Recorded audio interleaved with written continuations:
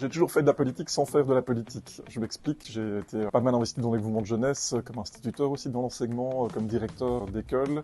Et c'est aussi de différentes manières de faire de la politique. Puis en 2018, plusieurs personnes sont venues me trouver, plusieurs partis. Il y a eu Écolo, bien sûr, et aussi le CDH et même le MR. Alors le choix du parti n'a pas été compliqué pour moi parce qu'au niveau des valeurs, je savais très bien vers qui je voulais aller, Écolo forcément.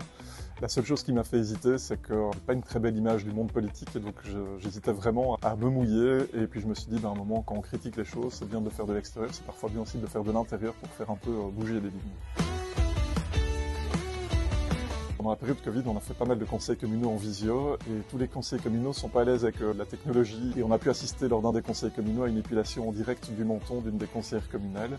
Je vous laisse retrouver la vidéo du conseil communal en question, c'était assez drôle, ça nous a valu un beau fou rire. La première réalisation, c'est le passage piéton arc-en-ciel à la rue de Rossignol, qui marque le soutien de la ville à la communauté LGBTQIA+. Passage piéton qui a été réalisé suite à une proposition que j'ai faite au conseil communal.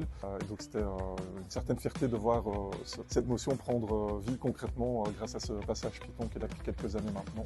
Une deuxième réalisation, c'est l'ouverture de 2 nouveaux mouvements de jeunesse à Glun et à Mézières. Sous cette mandature, ce sont des bénévoles qui ont lancé ça, que j'ai pu accompagner dans leur projet.